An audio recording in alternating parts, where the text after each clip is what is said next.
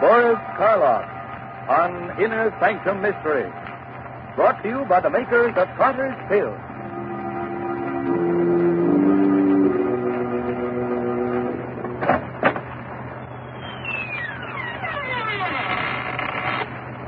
Good evening, friends. Let me welcome you once more to the Inner Sanctum.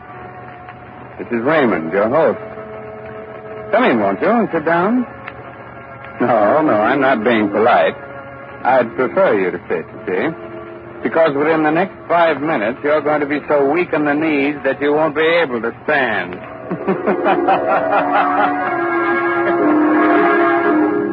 Inner Sanctum Mysteries again has the pleasure of bringing you the famous star of radio, screen, and stage, now featured in the current Broadway success, Arsenic and Old Lace, Boris Karloff. This evening, Mr. Karloff appears in Robert Newman's dramatization of Edgar Allan Poe's famous story, The Telltale Heart. Presented for your entertainment by the makers of Carter's Little Liver Pill, the best friend to your sunny disposition.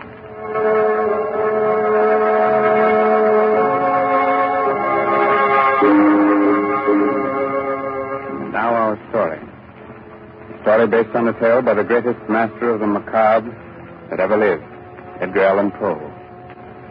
The story of a man who could hear not only every sound on earth, but even things that don't exist. So, turn down the lights, call in a friend or neighbor to keep you company, and listen to Boris Karloff as Simon in The Telltale Heart. It's early evening. The sun is just setting behind a range of low hills. On top of the nearest hill is a huge rambling building surrounded by park-like grounds.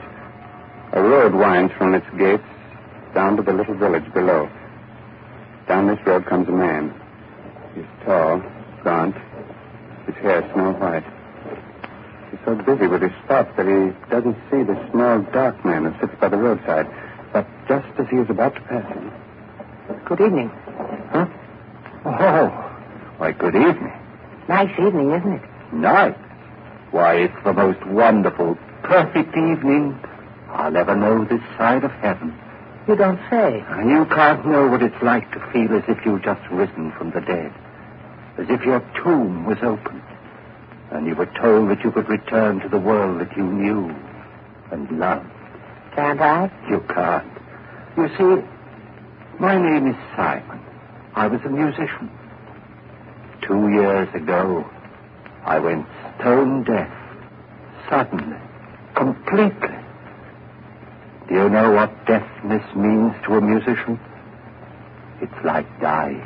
Or worse. Like dying and knowing that you're dead. Oh, I went to doctors, but they could do nothing for me. But finally, one of them sent me to see the doctor who has the place up on the hill here. Dr. Adair? Yes, Dr. Adair. He kept me with him for 6 months, and now I'm going home again. He cured you? You can hear? Hear? Listen. Listen hard, and tell me what you can hear right now. Nothing very much. The wind? Crickets? Crickets and the wind. Do you know what I can hear? I can hear the grass growing, the sap rising in the trees. I can hear the stars moving in their courses. I can hear things that no man ever heard before. Now, do you know why I said that this was the most wonderful evening that ever was? Yes, Simon. But I knew why before. You see, I just left the place up on the hill myself. You left there? You mean... When I was taken there, I was blind. Oh, your eyes, yes. I hadn't noticed before, but they are strange. Shall we walk on together? Simon? Just where did you plan to go? Well, I've been thinking about that for weeks now. All the weeks when I couldn't leave my room. I must get used to being able to hear again, gradually. From my window, I could see an old mill, just this side of the village. Yes, it's deep in the woods, deserted. There's moss on the water wheel. And the door hangs open by one hinge. You mean that you can see it from here? My eyes have become as good as your hearing. You thought of going there, living there? For a while, until I was ready to return to the world. Oliver, why don't you come with me? Then when we are both ready, we can go back together to the world. I could do that. Think of what it's going to mean, how much we're going to be able to help people. You with your sight and I with my hearing. Help them? Yes. Yes, of course. All right, Simon. We'll go to your old mill.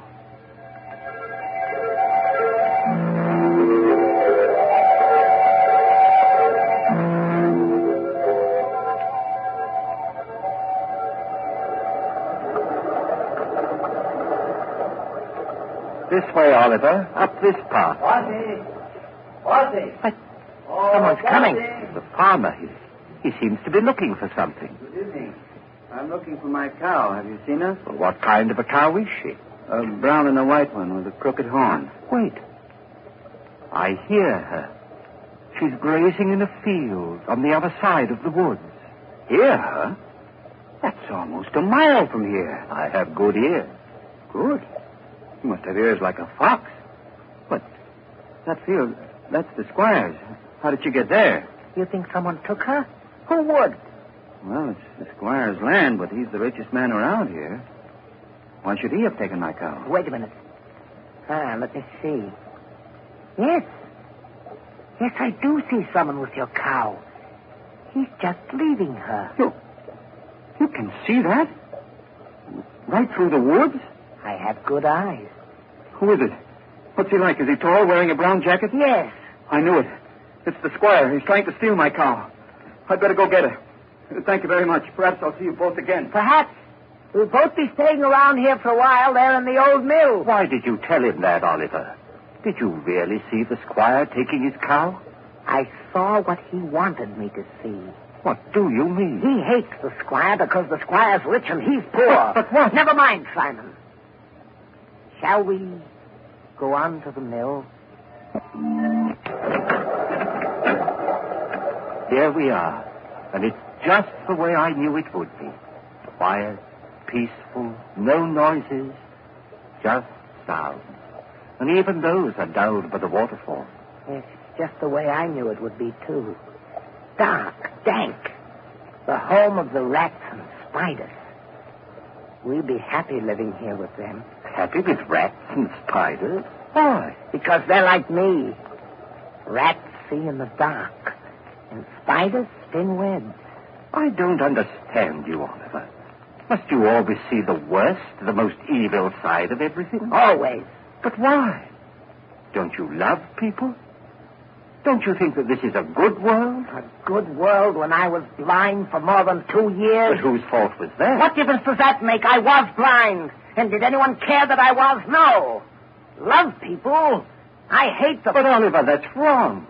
You've no right to hate anyone or anything. What's that? What? It sounds like wings, like... Yes, there it is, there. A swallow. Why, it's frightened, trying to get out. Why, it's beating itself against the wall and... Oh, poor thing, it hurt itself. Fallen to the ground. I'd better catch it. Is it badly hurt? No, I don't think so. Oh, just this one wing. Let's see. Perhaps we can put a splint on it, heal it. You think so? Here, Oliver. But be gentle. It's still terribly frightened. I will. Oh, Oliver! What are you doing to that bird? Doing... Blood, you've crushed the swallow, killed it. Why, so I have. You killed it deliberately. You think so? I told you we all have some badness deep inside us. Even you. Here you are ready to believe the worst of me, that I'd wantonly crush a harmless little sparrow to death and... Simon. What is it? I don't know, but there's something in your face. something that wasn't there before. I don't know what you're talking about. I'm going up to bed. Simon! Simon, wait! It wasn't he that was blind. It was I. Oh, he's bad, evil, clean through. He's like one of the spiders he loved so much, lurking here and spinning cunning webs to catch innocent people in. And what he saw in my face just now, there was something there. Something that wasn't there before. Death. Why did this have to happen to me? I was so happy just a little while ago. I loved everyone, the whole world. And now I have to kill him.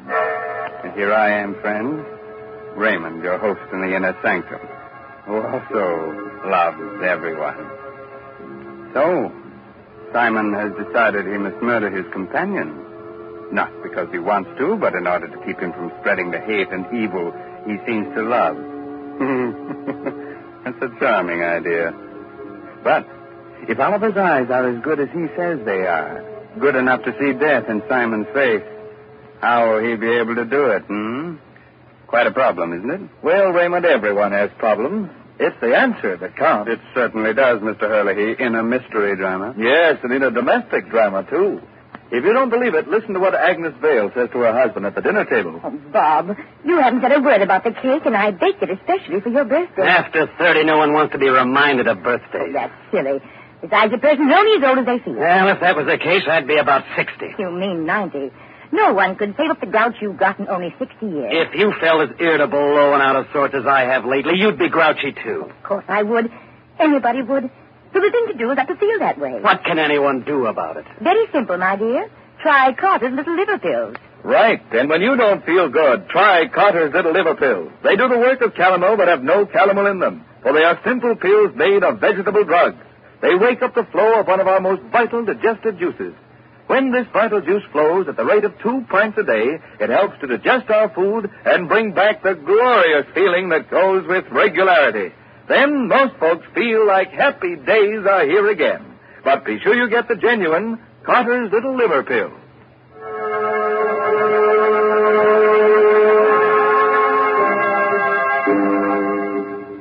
Well, friends, are you sorry I advised you to sit down before? I thought not. You still want me to go on with the story of the Telltale Heart? Very well. It's a little later that same evening, and Simon is sitting in the upper story of the old deserted mill, waiting, listening. Sleep, Oliver, sleep. Aren't you ever going to sleep? Oh, I know you're lying down. I heard you getting undressed. I even heard the thread snap when you pulled that button off your shirt. But you're not asleep yet. I can tell by your breathing, the way your heart's beating. And that's what I must wait for. The time when you're really asleep. When you close those hawk eyes that can see even in the dark. That could read murder in my face when I didn't know it was there myself. Wait a minute. There. Now you're asleep. And now I must go. Easy with the door. Careful. And even more careful going down the stairs. Shh. Don't creak like that. Suppose he wakes. No, he can't. He won't wake up. He can't. And even if he does... here we are. The door to his room. How shall I do it? Those sacks he's using as a pillow. If I pull them out and held them over his face and smothered him, that's it, yes. Then I wouldn't have to touch him. I wouldn't... Who's that? Who's there? There is someone there. I can see you. It's Simon. Yes, it's Simon. What do you want? What are you doing here? I know you've come to kill me. Yes, Oliver. I've come to kill you. You can't do that. You can't. Yes, Oliver, I can. And I have to. Oh, please don't struggle like that. I'm stronger than you are. You can't get away from me. You can't. You can't.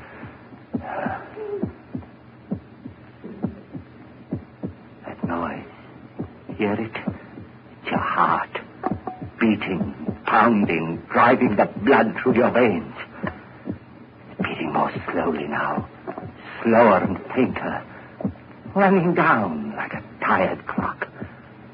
And I'm not going to let you go until it's stopped. So don't struggle. Don't struggle, please. Just a few seconds more. I can hardly hear it now. Just a faint, throbbing murmur. And now, even that's gone. Yes, it's stopped. And you're dead. Oliver, listen. I didn't want to do it. I didn't, but I had to. You were only interested in hurting people. That's why I had to do it. And that's why I'm not going to give myself up or confess that I killed you, because I can still help people. You understand, don't you? That's why I must get rid of your body, hide it somewhere. Oh, what am I to do with you? I know. I'll keep you here, tear up the floor and hide you underneath it. Yeah. Let's see now, this crowbar. And this one here, there. That should be big enough. And now, in you go.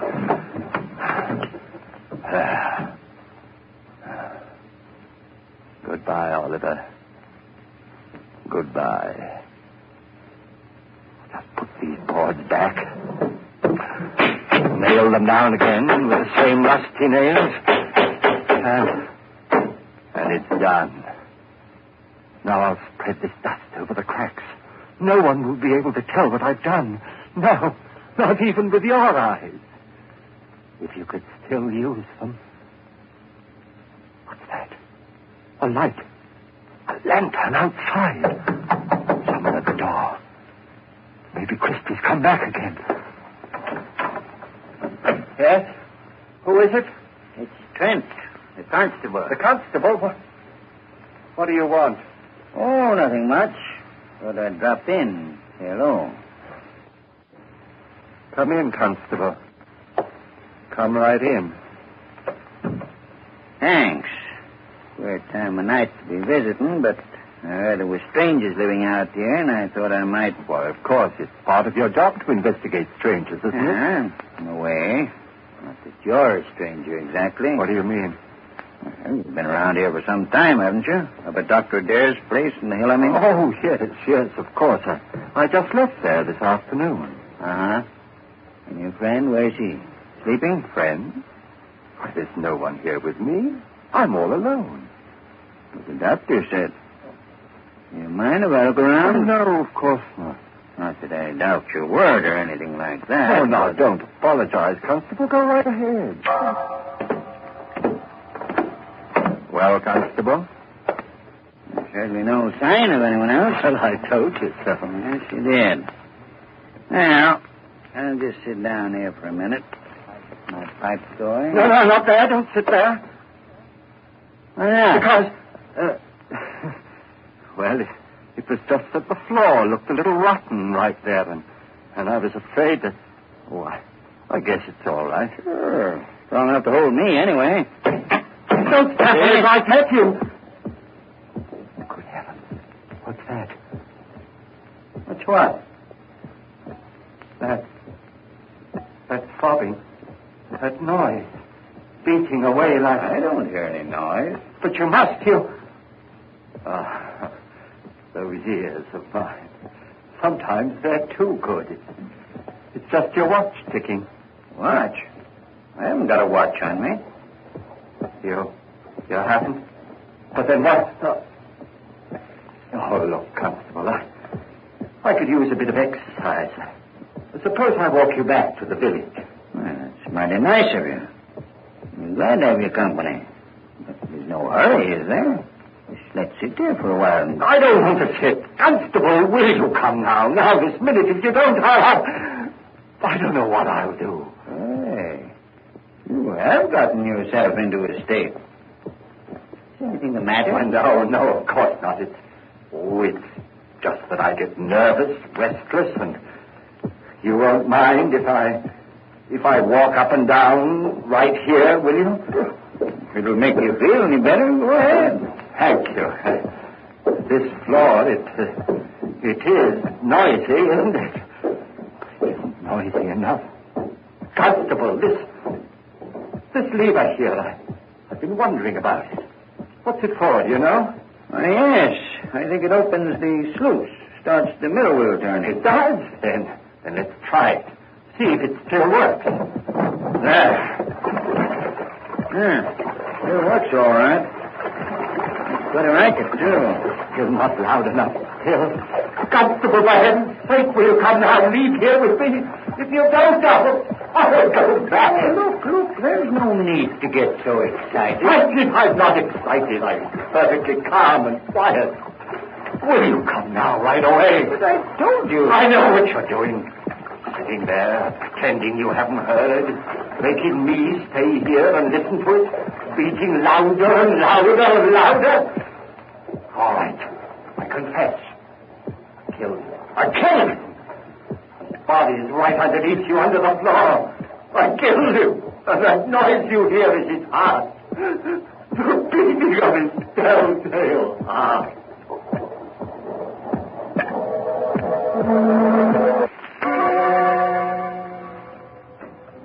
Hello, Dr. Adair. Oh, Constable, hello. Well, did you find them? Yes, Doctor. I'm glad. Some of my boys will be bringing the other one, Oliver, along in a little while. Bringing him? What's the matter with him? Well, sort of. They were in the old mill by the river. Simon had evidently tried to kill Oliver, but he hadn't done a good job of it. He nailed him up underneath the floor. And when we got him out, he was unconscious. He's still pretty weak. I see. Bring Simon in, will you? Sure. All right, Simon. In here. Yes, Constable? Now, turn him around so that he's facing me. That's it. Well, hello, Simon. Hello, Doctor. Simon, why did you run away from here this afternoon? Run away? I didn't run away. I left. What need was there for me to stay when I was cured? Oh. And what you did, or rather tried to do to Oliver? That was wrong. I know it was wrong, but I had to do it. He was bad, Doctor, bad. He hated everyone, wanted to hurt them, and I couldn't let him. You know, it's strange, Constable. 2 men, both mental cases because of a sudden affliction. But while Oliver's blindness made him hate, Simon's deafness filled him with love for all mankind. Deafness? You mean he's deaf? But when you talk to him, he answers you. Yes, he reads lips. That's why I had you turn him around, so he was facing me. But he's stone deaf. He will never hear again. What's that you're saying? Deaf? But I'm not deaf. Why, there's no one can hear better than I. No one. I heard everything when I left here. Things no man has ever heard before. The song of the swan. The breathing of the fish. Why, I even heard the beating of Oliver's heart. After I'd killed him. Yes, Simon, of course. I'm not deaf, I tell you. I'm not. I'm not.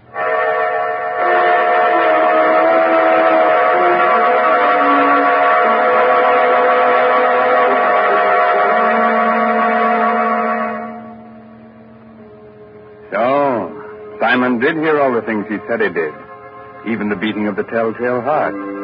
And not with his ears, but with something else deep inside his poor, sick brain. Speaking of telltale heart, I'm sorry, it's not hard at all. It's just Mr. Hurley's knees knocking together. And if you think you're kidding, Raymond, you're crazy. Oh, I'm not kidding, Ed. In Mr. Karloff's audiences, that's the equivalent of applause. Since everyone's generally much too scared to show the usual approval with their hands. So we won't take any chances. We'll just use words and say, thanks, Boris Karloff, for your splendid performance of tonight's dramatization of Poe's The Telltale Heart. It was a pleasure, Raymond, to be able to bring our friends one of the world's most famous stories. And I'm very grateful to Everett Sloane as Oliver and Santos Ortiaga, who played Christie, for the help they gave me. So now I suggest that you listen to Ed Hurley, who has some helpful advice for which you may be very grateful.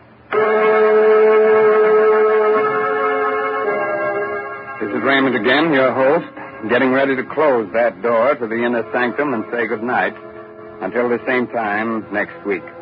In the meantime, if you care to do a little bloodthirsty reading, try this month's Inner Sanctum novel, I'll Eat You Last, by H.C. Brandon. In case you've already read that, why not try some of the other stories by the author of tonight's mystery drama, Edgar Allan Poe? According to all critics, this writer has quite a future. Have a good night. Pleasant dreams. Inner Sanctum Mysteries will be on the air again next Sunday night, same station, same time, with another chiller for thriller fans. So be with us then. This is Ed Hurley, speaking for the makers of Carter's Little Liver Pills and reminding you, when you don't feel good, try Carter's Little Liver Pills, the best friend to your sunny disposition.